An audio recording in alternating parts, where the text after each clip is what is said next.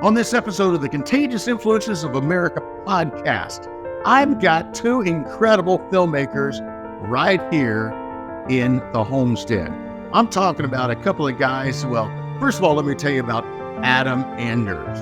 This guy has won People's Choice Awards, Golden Globe Awards. He's been nominated for Grammys. He has produced all kinds of music, film, and television. He's the #1 in-demand executive producer when it comes to the genre in the entire entertainment business. And he's going to be right here, and he's going to bring along his producing partner.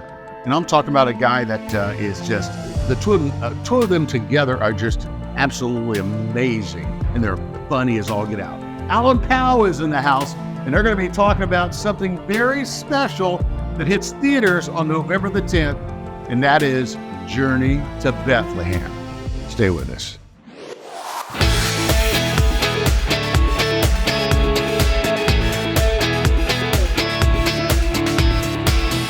And I'm David Sams, and this is CIA, Contagious Influencers of America, from the producers of Keep the Faith Radio, the #1 faith-based inspirational show in all of America.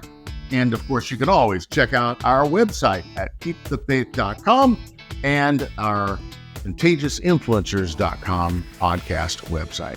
Folks, you know, it's not often you get two creative geniuses. I mean, I've had a lot of people here. Right here around this desk, I've probably interviewed over 1,000 people. But these two just, I'll tell you something. I invited them over, and then I had the director, Adam Anders, he hung out with me for another 3-4 hours after we were done. We were having so much fun, and that's the way it should be. But I can't wait to tell you about this project. It's called Journey to Bethlehem, and I know we've all seen the Nativity story a million times. We think, what can you do with that story? It's been told, and it's been told, and it's been told. I know, I get it. But guess what? They have turned this thing into a musical. And it is a phenomenal story, and the music is just unbelievable. It's so beautiful. And it comes out, hits theaters on November the 10th, and of course, it's from Sony Affirm, our great friends over there. And I want to tell you, first of all, to have these two gentlemen sit here, wait until they tell you how they got Antonio Banderas, the legendary Antonio Banderas, who has won... well, he's been nominated for everything, Oscars and everything else. This guy is he's just amazing. But wait until they tell you how they actually got him to take the lead in this movie. I'm not talking about agents and managers and going to the Hollywood luncheon and whining and no, they did something extraordinary to get this guy to play the part. And to tell you the truth, they stalked him. So wait until you hear the story. And I'm not kidding. You're going to want to hear this. But I mentioned before that I've got filmmakers here who have been in so many projects. First of all, Alan is a great actor, and he's a great producer. And then Adam, I mean, what? I already told you all the awards he's done. But listen to these projects he's done. He's done, his music has appeared, for example, in works like High School Musical, The Wedding Planner, Rock of Ages, and of course, Glee. I mean, this guy produced Glee forever. And I mean, he's done live, these live theatrical shows that have appeared on the networks. Well, he has done them for example, Fox. So I can't wait for him to tell you these stories. But here's the crazy thing about what I learned. I mean, the craziest thing. This guy was Stephen Curtis Chapman's bass player. That's how he started out. And, and he actually returned the favor in this project because he gave Stephen Curtis Chapman one of the great pieces in this movie. So you're going to hear Stephen's music in this movie, but you're also going to hear some other great songs by some great artists. So we're going to We're going to have them on in just a second. And as a matter of fact, you know what? Let's just go to let's show the preview, and then once we show this, we'll come back and I'll have Adam and Alan right here in the Homestead studio. Okay. Harry, God has chosen you to have a son. The greatest story ever told is now an epic Christmas musical for the whole family. I want the mother found. You are in danger, Mary. Starring Fiona Palomo, Milo Manheim, Lecrae, Joel Smallbone, and Academy Award nominee Antonio Banderas. This child, what is his name? Jesus. Journey to Bethlehem. Rated PG. Parental guidance suggested. In theaters everywhere November 10. Soundtrack also available. Get tickets now at JourneyToBethlehem.com.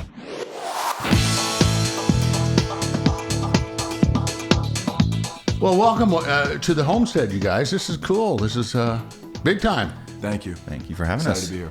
Yeah, I'm glad that we could get both of you together because we met at an event 3 or 4 weeks ago, and you guys have quite an act. We do. Working together. We do. You've known each other for a long time. It's a storied history. Yeah, he's my work wife for sure. That's right. Certainly over the last, 6, 7, 8 months, I have 100% spoken to Adam more than I have spoken to my wife. More than my children. That's just the reality. Yeah. So where'd you meet? Honestly, we met through a mutual friend, somebody in the business, but maybe 10 years ago, we got together for the first time, and he was kind enough to go to lunch with me, and even at That's not the real story. The real story is I tried to cast him in a movie. Well, I left that part out. Yes, you did because you didn't get the role. But he still went to lunch with me. I'm like, okay. Yeah. All right, fair enough. So he didn't hire me. There it is. No, but Adam's reputation has preceded him for a long time in a very positive way, and so he did. We went to lunch, and I remember he told me about this project even at that lunch, because I always ask creatives that I respect, like, what are you doing? What are you excited about? What's coming up? And he told me about Journey to Bethlehem there, and even in that kind of limited elevator pitch, if you will, that he gave me, I was very excited by the premise, whether it be the story itself that has meant so much to me and my family for ever, the story of Mary and Joseph and the birth of Jesus, or the way that he presented it and how he was going to treat it differently, and obviously that it's a musical, but it's going to be a family movie, and there's going to be fun, and there's going to be comedy, but there's going to be romance, like all this stuff that felt so right to me in a way to present this story. I tried to get involved even then, but so fast forward years later, and we stayed in contact and stayed friends, and a whole bunch of lunches later, when I was fortunate enough to start this company 4 or 5 years ago, I think one of my first calls was to Adam to go, what's going on with that movie that has never left me? And we started the journey of doing this together, and it's really just kind of cool and serendipitous to be sitting here now talking about it. Mm-hmm. So I'm interested in what role didn't he give you? Didn't he give me? Yeah. Well, I don't know what, I'll let Adam handle that if he wants to. We were trying to cast for animals in a movie, and he just didn't quite cut it as a donkey. The donkey in our movie is way better than That's his. true. Yeah. He didn't give it to me twice. I tried out for the donkey in this one, and it didn't work out. So you guys have quite a storied careers. First of all, you were Stephen Curtis Chapman's bass player? Mm-hmm, initially, and then producer, and that's still my favorite thing you've ever done, by the way. Yeah. No, I was with Stephen for years. Started as a bass player as a teenager.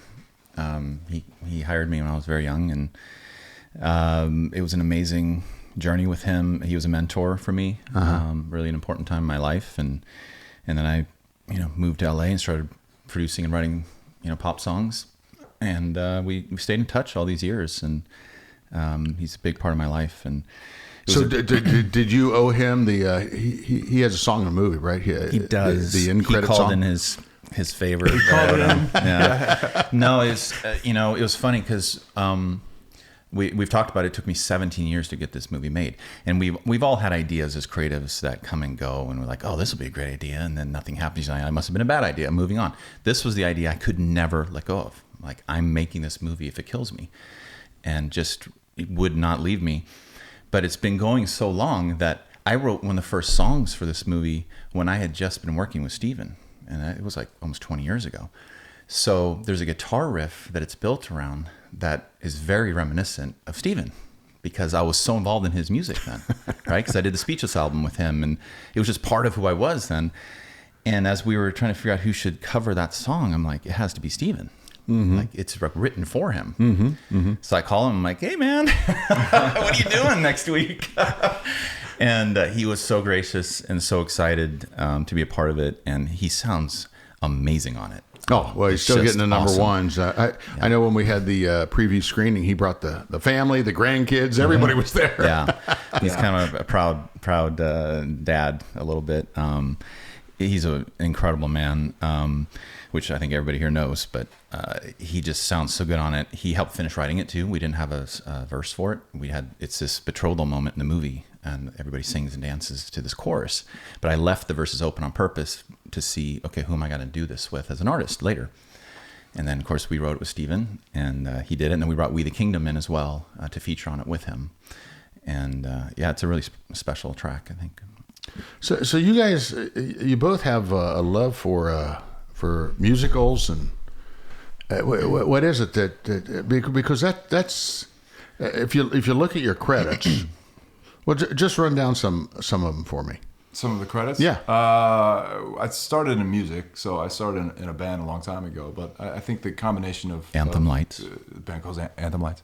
Funny thing on the trailer, side note, I was kind of scrolling through comments and somebody goes, is that the guy from Anthem Lights? It's a behind the scenes video and they're like, wait a minute. I have not seen that comment. One person said, I want in that pipeline from Anthem Lights to movie producer. That's funny. But anyway, sorry, keep going. The combination of film and music is the medium that moves me the most. So when I started acting, the first movie I ever did was a movie called The Song, where I played a musician. And then as a producer and as a creative, someone who has the opportunity to develop and pour gasoline on fires that are already going, I am just always drawn to films that either use music in a really meaningful way or musicals themselves, because again, for me as an artist, like that's the thing that gets me really, really excited. And for this project, I mean, to work with a guy like Adam, who, he wouldn't say this, but I think you can if you look at his credits, there's really nobody in the industry that has been more successful at putting music together with film than what he's done. So to be able to do that with him on something that is a story that means so much to both of us is honestly is one of the great pleasures of my career so far. And what was that Netflix? Oh, right.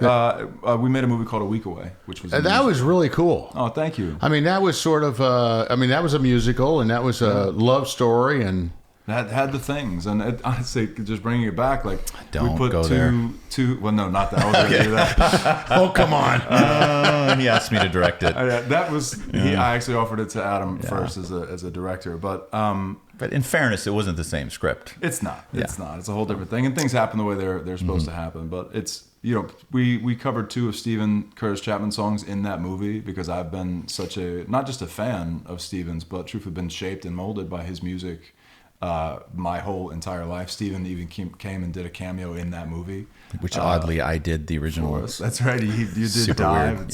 It's all so kind of interwoven together. But yeah, making that movie and my passion for Christian music, which is what I grew up under and have been a part of creating as well, and then putting that together with film and story the way we did with A Week Away is something that is really important to me and a really fun creative journey. So again, that's also one of the reasons why this movie just made so much sense to us, and we got so, as a company, so excited about it.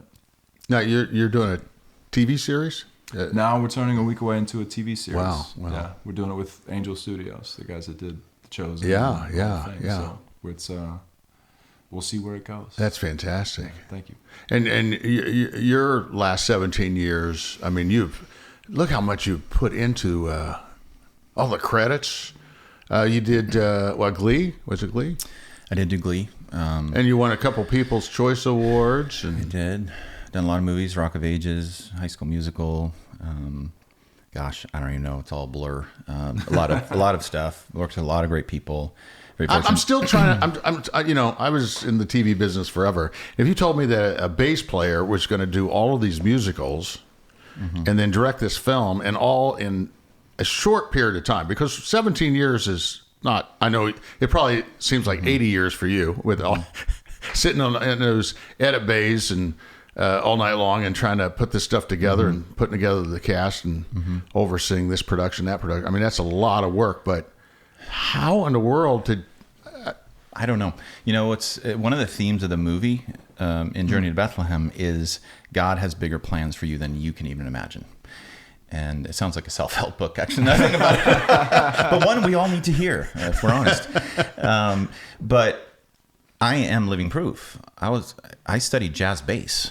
Like, I wanted to be a bass player. That was as far as my dreams went when I was young. And I diligently worked at that 6-8 hours a day. I was like obsessed. And then I became Steven's bass player as a teenager. You know, I was really good. But then I was like, I need something more. This isn't it. And I started writing songs, and I worked on Speechless with him and produced, and it just kept growing. But all along, I felt a little bit unfulfilled, and I could never put my finger on it because I'm not a malcontent. I'm very grateful. I've been incredibly blessed. I say all the time, if my career ended tomorrow, it's like, wow, right? But something was missing. So as a creative, you're always chasing after that thing. And I think probably as anybody does, right? You want to find that, why are you here? Like, what's your meaning? And I can say, directing this movie, it all came together. Like, this is what I'm supposed to do. Like, this is it. I'm finally fulfilled creatively. And that was an amazing feeling. And I hope it comes out in the movie, like how much I loved making this movie. Mm-hmm. Well, it's definitely one of those things that you might see time and time again, year after year. Mm-hmm. I mean, are you hoping and praying for the next Rudolph? I am. Or Frosty the Snowman. I joke. I want people to watch Elf and then this every year. Because I watch Elf every year. But I'm like, but this isn't Christmas. Santa hijacked Christmas. That's not what Christmas is about. So I think, that's the goal, is that it's an evergreen. Every year, this is what you watch as a family. Mm-hmm. I hope it's a classic. I really do. It's, if it takes 17 years to make it, you should be watching it for the next 17 years. That's my theory, or more. Yeah, and that was certainly a creative bar that Adam set for himself that we think he achieved, to make something that was strong enough and could hold up against those other classics. And on a Thursday night, as you lead up to Christmas, you watch Elf, and on Friday, you watch Journey to Bethlehem, and you're going to do that for the next 50 years. Is Christmas always on a Thursday? No, I'm just saying. That's Thanksgiving. I just got specific with it, Adam. We'll go with Thursday. Yeah, whatever. And we think he did that, and that he's created something that is emotionally impactful and yet super, super fun, that the family would just want to watch together every year. I know we will. Yeah, it's an interesting... I say I've been trying to make this for 17 years. I was not ready to make this 17 years ago. Not even close. It was just when the first seed was planted, this idea. And then I've been working with incredible people, that are the best in the business and learning. I've been in school, literally. And the timing is just when it was supposed to happen. And, meeting Alan wasn't chance. I think all this was woven together. The fact that Antonio Banderas was in Spain when we were in the same city where we were prepping, all of it, you just look back and you go, this is meant to be the way it's happened. And it's exciting just to be a small part of it. So talk to me about putting something like this together. First of all, let's talk about the casting. You really you put together an unbelievable cast. And first of all, Antonio, how difficult was that to get him? Well, it's the whole movie in itself, frankly. Antonio was always top of my list. Everyone wasn't a believer in that idea from the beginning. But if you go watch Antonio in Phantom of the Opera, he's unbelievable. Mm-hmm. And not to mention he's an Oscar-nominated actor. He's a phenomenal actor. And I knew he was a man of faith, very strong faith. So I'm like, this is perfect. And we're shooting in Spain, and he's Spanish. Let's go. So that, just seemed to make sense. But then going from that idea to actually making it happen, that's a whole other story. But as luck would have it, we were prepping in Madrid. Antonio was in Madrid opening a show company that he directed and starred in. And he didn't want to be bothered because he's directing. And I understand he's busy. I don't even want to hear about another movie. He doesn't need to be in a movie. He's in everything. Mm-hmm. Has so many options. Why am I being bothered by this faith-based little movie with the first-time director who's a bass player? This is a terrible idea. But we were kind of doggedly pursued him, and Alan started going to the shows. We both started going to shows. He found somehow Alan became friends with a friend to Antonio. I had been peppering the manager endlessly for 3 months, who had read the script and liked it and played the song for Antonio. He's like, I can't sing it. It's too hard. And it was this whole thing going. So then, he was in a theatrical production. Yeah, to play a company live in Madrid, and so you guys just kept we just showed going. Yeah, we just bought a lot of tickets. I mean, you're gonna edit this part down because it's gonna be way long, but I think you guys will appreciate it. We were at dinner, and we're like, man, this guy's right down the road. Like, we were already prepping the movie, but this guy's right down the road. There's no reason we can't at least turn over every rock. We had to deal with another actor, or we had somebody lined up. Like, okay, this can make sense. We hadn't closed with him, but we're both looking at each other like, Antonio's the guy. We gotta try. We won't be able to live with ourselves. So we start going through our. I go through all my contacts in my phone, and every person that follows me on Instagram. This is a true story, and again, you'll edit this out, but you guys will appreciate it. And then I was reaching out. Don't be so sure. Yeah, I was reaching out to everybody who I thought maybe would have a contact to Antonio Banderas. So I don't know, 100 text messages or DMs later, one of my friends reached out and goes, "Oh, the guy I used to date, I think is friends with Antonio." By the way, side note, if you ever need a tea time when there's one that doesn't exist, he's the guy. Like, this dude does not quit. Like, I'm telling you, he was relentless. So my friend sent me the contact information for her ex-boyfriend who she thinks was friends with Antonio. I reached out to that guy, went and met that guy the next day, who was a lovely guy who owned a theater there in Madrid. We hung out. He was awesome for like an hour. He's like, no, I don't know Antonio, but my friend knows Antonio. So then I meet with that new friend of mine, met his friend who really was a friend with Antonio, but I didn't really know.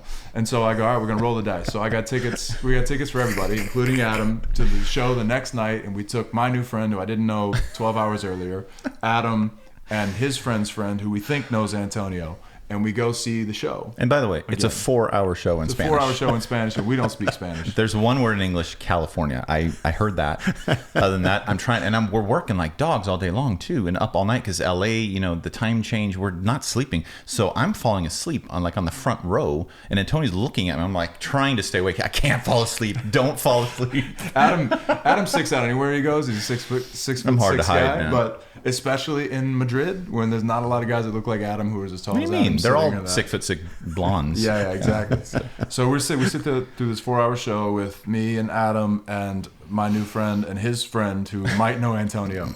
Through the show, don't know what's going on. And then what we didn't know, and the plan was like, okay, Antonio's going to be done with the show. He'll come out. He'll see his friend. Maybe he'll see his friend and want to come say hey to his friend. And his friend is going to introduce Antonio to us. Who we know has seen the script and heard the song. Antonio we know has heard the song. So we're trying to connect the dots. And we had spoken to our new friend, who's Antonio's friend maybe, and told him about the movie and played him the song. He's like, this is great. Antonio should do it. Still don't know if this guy is telling the truth or not, but nonetheless. So we sit through the show. Then what we didn't know is there was a Q&A afterwards that Antonio had arranged. Actually, he brought in the small theater company himself. Students. Hour and a half. Which was great. I bet it was even better if you could understand it. But it was all in Spanish again. It was all in Spanish. So now you're 5.5 hours in. We're 5.5 hours in. 7 hours from arrival, we finally, he emerged. And So we're like, oh my gosh, he's actually coming out. It must be 1:30, 2 o'clock in the morning. I don't know. But he comes out, and sure enough, he goes up to his friend. It's like, all right, well, at least that's true, because he saw. I think the first thing Antonio said to me was like, "Wow, you're big." That was the hello. And I'm like, "Yes, I am. Thank you for noticing." So they're like 7 or 8 feet away, and you could tell that our new friend, who turns out was friends with Antonio, was having the conversation he said he was going to have, which was in Spanish that we couldn't understand. But it was some version of like, you got to go talk to those guys, and you should do the movie that they're going to talk to you about. Because he was pointing to us. I think he said "muy bonito." And, yeah, whatever. Yeah, I don't know. So finally, Antonio comes over and was an incredible gentleman, a really nice guy, and I said some version of like, "Hey, nice to meet you. We got this thing, blah blah blah." And then Adam had about 30 seconds to give his elevator pitch to the director. And I'd been thinking, because I had nothing else to do for 7 hours since I didn't know what was going on. I'm like, what am I going to say in 30 seconds to get him to do this? Because I know he's seen the script, liked it. I know he's heard the song, liked it, but thinks he can't sing it. So give me your 30-second elevator pitch. Well, during the show, I made sure that he was singing notes that are as high or as low as the ones in our song. So I'm like, okay, I got to get rid of that barrier to entry. Yeah, because you knew that was going to be. That was a big thing for him. He's like, I can't sing this song because it's a really challenging song, hardest one in the movie. But I had my trusty iPhone piano. So I'm like, oh, look at that. He's singing the same note that's in our song. So I had that ready. And then there was a thing he did in the play that's not in Company, the original. He's played the lead in the play, and he would snap his fingers, the character snap his fingers, and it would change everything on set. The colors would change and everything would change. Well, in the script of the movie, little spoiler, Herod, the character I wanted to play, snaps his fingers and things happen in the movie. I'm like, this is my end when he was snapping. So that's what I started with. I walked up to him. I went, you were born to be Herod. You are Herod. He's like, what are you talking about? I said, this is in the script before I saw this. And he's like, what? And it intrigued him. And then he's like, yeah, I like the script. Okay, that's really weird, but I can't sing the song. I said, yes, you can. Yeah. And he's like, it is a cool song. And he goes, do I get to be the bad guy? And I said, oh yeah. I said, you get to be a rock star bad guy. And he's like, this sounds fun. I like you. Okay. So how much time then passed before he was on set? I think it took about a month before he was on set. Wow. It was towards the end of the play, but then Alan had to go through 3,000 million calls with agents. That's another story. That was his problem. But he on set, look, we were already shooting and we hadn't closed with Antonio, and I would look over in the corner of my eye, I'd see Alan's phone ring. He'd look at it, his head would like sag, and he'd walk away into the desert and start doing the call. And I knew, Antonio's people are calling. So that was a whole different learning experience. Love that you get the talent, they want to do it, but rightfully so. Then you get to go through the process of making sure that he's taken care of and that his team does what his team is supposed to do. And is this where they require red M&Ms in the trailer? And well, Antonio's great. I want to be really clear. There was no red M&Ms, but Antonio is Antonio. He's an Oscar-nominated actor, and he gets taken care of, and he should. Yeah. Let's just say we didn't have the budget they're probably used to. Just say that. Let's just say that. That's the nice way. That's the nice way to say it. Yeah, we're like, we have this much money. Yeah. So he said he wanted to do it. There was many days of, you shoot 12, 13 hours, and then the West Coast would wake up, or LA would wake up. And so for me, you shoot 12, 13 hours, and then I would start to get into the 2 or 3 hour conversations with his team to then wake up what felt like 2 seconds later and then do the whole day again. Oh, wham. I know, but totally worth it. I mean, what he brings to the movie is invaluable. I mean, I could actually put a number on it, but it's invaluable. So we know exactly what it's worth. No, what I say is, for me, the character that I wrote, the Herod I wrote, it was in my mind's eye when I wrote the character. He literally embodied. Yeah. And for someone to get so like completely what was on the page, because usually an artist, and they take that and they do their own thing and they go, and I fully expected that, but he just took that and then he brought it to life and beyond what I could ever have dreamt. Like, I'm like, oh my gosh, this is exactly what I was thinking, but so much better. Like, this is awesome. Yeah. And he's one of the only actors I know that can, once you see the movie, you'll know what we're talking about. He can switch like on a dime from like lovely and charming and charismatic and the rock star to evil, just like snap. And that's very hard to do as an actor. And he's just unbelievable. So is he happy with your work? He's thrilled. And actually, it's funny because it's a big leap of faith for an actor like of that stature to sign on to a movie of this size with a first-time director. But he just loved it. And it was funny because one of the big sticking points was we had to fit his schedule into a very tight window. And we finished that and we got all the shooting done. He comes up and he goes, I just loved working with you so much. I would have gladly spent more time. I just look at Alan like, are you kidding me? And he's like, I give you way more days. This was fun. That was a huge negotiating point. We can't do more than this. And tell your agents that. Yeah. But he loved it. He was so amazing and just bought in completely. And there's a piece out on social called The Heart of Journey to Bethlehem, and he talks about what the character meant to him, and he does it so beautifully. He bought in from day one when he showed up on this Sunday, and for a quick rehearsal before we started shooting with him on Monday. And he said when he saw what we were doing, the way we were doing it, and the tone, he got so excited, and he was just in, and you can tell in the performance. And Joel Smallbone, I mean, he's a favorite of our listeners. How did that come about? How did you cast him? We cast his wife Mariah first, who's a real talent. We cast her as Deborah, the older sister to Mary. So he came along with a package then. No, not at all. No, what happened? No. Well, we cast her. I had no intention. I didn't even know that Joel was an actor. And we cast Mariah. And then once we locked Herod, then we could look at who's going to play his son. And then we're already filming and we're like so behind. We're like, we've got to cast somebody. And the people we had kind of eyed had already gotten other gigs. And we're like, okay, well, so what do we do? And somebody suggested Joel. And I think it was Rich Peluso from Sony. He said, what about Joel Smallbone? Now, hold on a minute. You're telling me that you're in production and you don't know who's going to play this role. Oh, yeah. That must have been scary. Oh, yeah. Yeah, and there were scenes, that's part so of the magic of movie making. So what kind of phone calls would you have with Rich, who, by the way, if you're listening, he heads up Sony Affirm. Yeah, he was on set every day, Rich was. Yeah. So everybody's like in full, like DEFCON 5 trying to cast this role. Because I'm shooting like stunt doubles and stuff, and I hope he looks like, whoever we're going to get, because we're like, and then you keep moving the schedule, you put all that stuff at the end, and it's, it's a nightmare from a production standpoint. But, that weekend I immediately went, because my first reaction was he's an awesome artist. Obviously I love For King and Country, but he's Australian. Like I can't have an Australian in the Nativity. Like that's completely bonkers. And I told Rich that, I'm like, what? No, he's Australian. And then, but it kind of planted a seed. So then I went and watched a movie called Priceless that he was in, and he was phenomenal in it.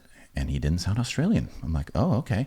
So then my next move, as someone who works with his wife, my wife co-wrote the musical with me, this movie, and I know the dynamics of that, and they work together. So I went to Mariah and I said, how do you feel about this? I'm not going to even go there if you're not okay with this, because this is your movie. And she was like, he would be amazing. So he was scheduled to get on a plane the next morning, actually, to come visit Mariah in Spain and just be on set for a week. So I called him and I said, bring a bigger suitcase. He's like, what? I'm like, you're coming for 2 months now. Drop everything. And he is phenomenal. I said, how would you like to have Antonio Banderas as your scene partner in an entire movie? And he's like, just, again, bought in. Everyone who is a part of this movie wanted to be there. And you can sense it, I think, when you watch the movie. So both of you guys are family guys, and first of all, you have how many kids? I have 6 kids. 6 kids. Once more, I give you mine. You'll have 8. How do you fit this little career in with 6 kids? I have a great partner. I've been married for 18 years. You don't answer your phone. Yeah, she's when the your best. director calls. She's sorry, I can't hear you. Anybody found Helen? Changing 40 diapers is what he's doing. I have an incredible partner, and it's for us. We just found it's about being intentional. We knew that Spain was coming up, right? We went and shot, and I was there from early January. He was there for 6 months, 6 weeks before I got there. Yeah. But I was there from early January up through end of March, so you kind of know that's coming. And as a husband and as a father, you plan ahead and you prep. And my wife and I had just knew that was coming and prepared ourselves and put a good team in place and a great support system for her. And you don't do it for everything. I mean, quite honestly, I don't know if I've ever said this before, but I don't know that I can better state how important this movie is to me than to say that I left my family for 3 months to go do it. I don't do that lightly. I don't do it for anything and everything. My wife and I made a decision that this is a movie and a project that we think is important enough to do something like that for. So, yeah, and I'll piggyback on that. I was gone for over 6 months, and I have 2 boys, and they're 11 and 14 now. They were 10 and 13, and that's a very important age to have their dad. And it was very, very, very hard. And with the 9-hour time change, they're coming home from school. We're asleep, right? Yeah. You just can't talk. It was brutal. That was probably the hardest thing about this. And as rewarding as it was really hard for us and our families. And we had to have their support. We had to know that our wives are okay with this. Yeah. And, my 13-year-old, who's a budding filmmaker, as I was getting on the plane to move to Spain, I was really upset. I'm like, this is really hard. And he's like, Dad, I've been hearing about this movie literally since I was born. And then I said, okay. He's like, you have to make it. I'm like, all right, okay. And he's like, but one thing, don't make a bad movie. Don't embarrass me. I'm like, no pressure, man. Yeah, thanks. I'm like, okay. Because if you make a good movie, it'll all be worth it, he said. And so I think we made a good movie, and I think he's proud. But it's hard, man. There's so much sacrifice that people don't see behind the scenes, and it was gnarly.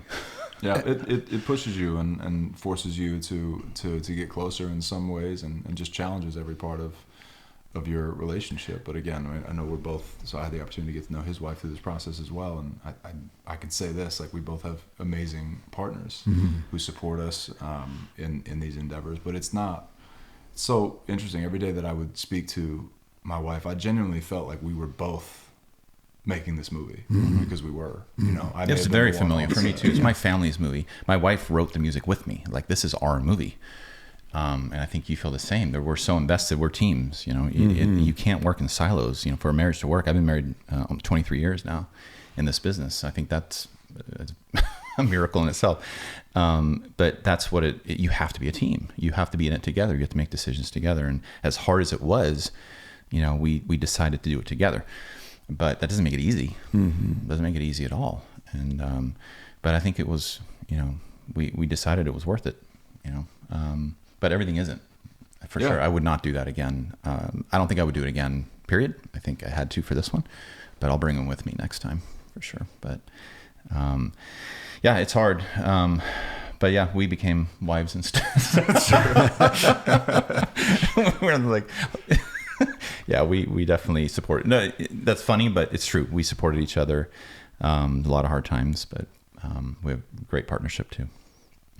So after making a film of this magnitude, of this significance, where do you go from here?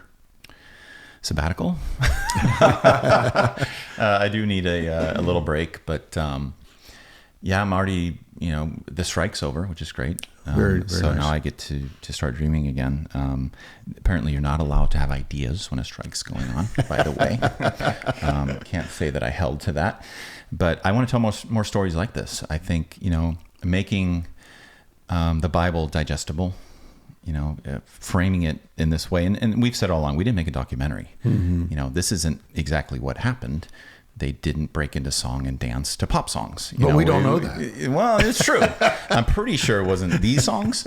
But, when I was a kid, I had a storybook Bible. It was colorful. It was vibrant.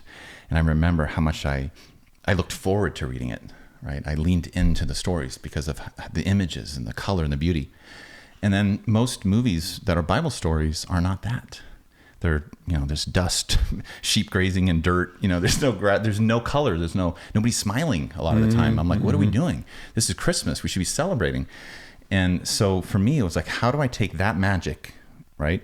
Put it on the screen around these stories, around this story, so that kids lean in like that. So families can lean into this story and enjoy it and love it and start talking about it, talking about what Christmas is about.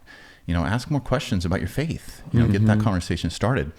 So that's really what it is. It's a tool, I think, to and by the way, I've only made stuff not for the church. You've seen my resume. It's not full of Christian stuff, but I want to bring the story to the world. So I did it in a way that whether you're a believer or not, you will enjoy this movie. I didn't water it down. It's true to the word, but it's definitely framed in a way that everyone will love watching this movie. And I think that's really the dream. It's like everyone, no matter where you're from, what your walk of life is, you will watch this at Christmas. You celebrate Christmas, so you should be okay with it. You should be okay with what this Christmas is actually about. It's Christ. So I want to do more of that. I want to do, we're talking about stuff. We got some things cooking, but there's some amazing stories in the Bible that lend themselves, especially to a musical. So they'll be coming. I just have to ask you, since it's on on all of our minds right now, and that's AI. I'm actually not real. I personally embrace it. I love it. To me, playing around with AI is like being in the. I've told people it's like being in the newspaper business in the 70s or 80s, where you'd walk into a newsroom and you had all these reporters and researchers and all these. Now you don't have any of this. Everything is this big now.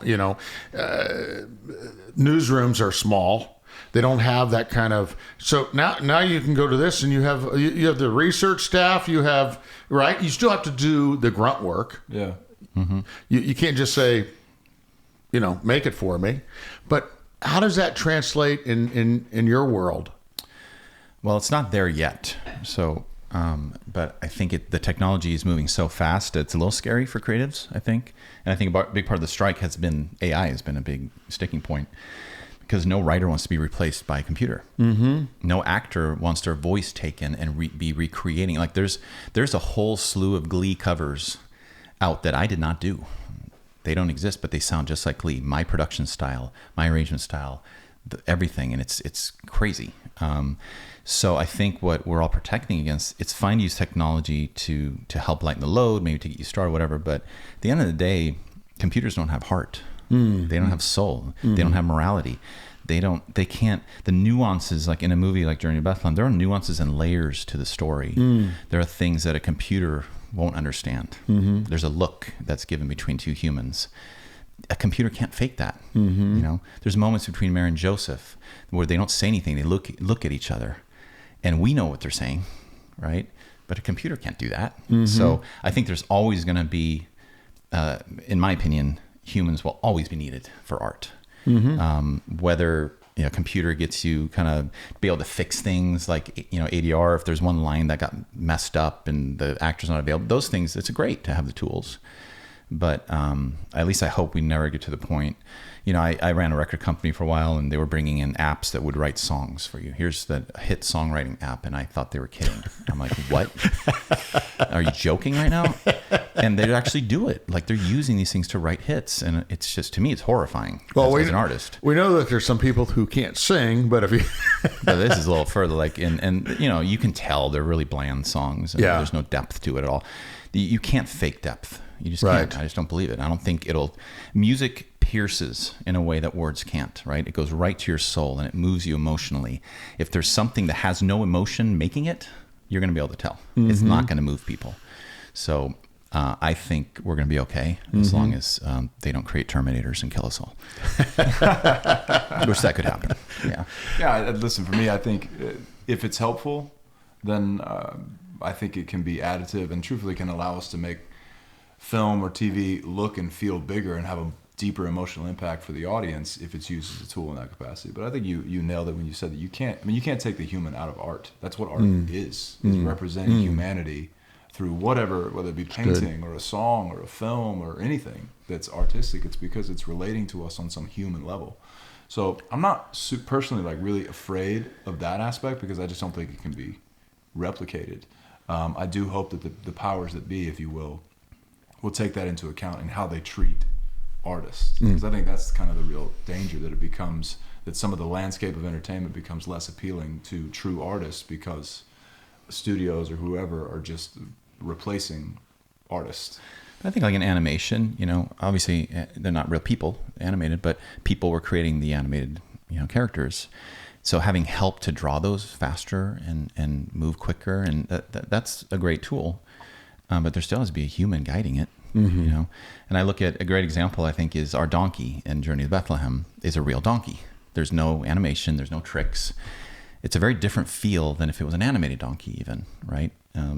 And I think there's a humanity, there's a realness to it that makes that donkey really emotional. He's scoring like he's the real star of this movie. Like he's scoring through the roof, and he doesn't have one line in the movie, which he's very upset about. I heard, yeah. But Fig is amazing, and it just needs to be real, So I'm a believer in that. Like you said, humanity and soul, and I don't know. You can't fake everything. You just can't. Well, we are so looking forward to this film, November 10th. November 10th. November 10th. Yes, fantastic. Worldwide. Yeah. And thank you so much for stopping by the homestead. And I really appreciate you guys and what you're doing. And we wish you much success. Thank you very much. A lot. Thank you guys for having us. Genuinely, we appreciate it. Thanks again, Adam and Alan. Thank you for stopping by the homestead. This has been CIA, Contagious Influencers of America, from the producers of Keep the Faith Radio. Please do check out our websites, KeepTheFaith.com. You're going to find all kinds of goodies. And also check out ContagiousInfluencers.com, where you're going to get something like 200, 250 episodes of what we do right here. Now, we just started recently doing video. They make me do it. I don't want to do video, but they make me do it. I just said, no. I was in TV for 30-some years in Hollywood. I produced some great shows out there, and I launched some phenomenal shows. Maybe you've heard of Wheel of Fortune, Jeopardy, Oprah, just to name a few. And so I've been there and done that. And I just like, oh, do I really have? First of all, I'm like Obi-Wan Kenobi. I'm the wizard behind the curtain. I don't like to be in front of the camera. Okay, so if anybody wants to replace me, please send me your resume. No, seriously, folks, I did not. They had to like say, they just said, look, you know what? We'll get so many more people watching this thing than listening, which, by the way, is not true. We've got thousands of people that listen to this on a podcast because they're used to it. I mean, we're one of the top spiritual podcasts on the iHeartRadio platform. That's right. We've been in the top 50 there. Go look it up. Go look it up on the iHeartRadio app. And look up podcast under spirituality, and you're going to see Contagious, or you're going to see CIA. And now, by the way, you're going to see me when I had short hair. And you all know the story behind me growing my hair, and that is because I said one time, until my Ohio State Buckeyes win the national championship, I'm not cutting it off. I've trimmed it from time to time, but I'm not cutting it off. And like always, they haven't won a national championship, so it is what it is. So in any event, do check out our websites at KeepTheFaith.com and at ContagiousInfluencers.com. This has been CIA, Contagious Influencers of America. Please, this week, do go out and live that life in living color, because it sure is a heck of a lot more interesting than living it in black and white. I'm David Sams. I'll see you next time.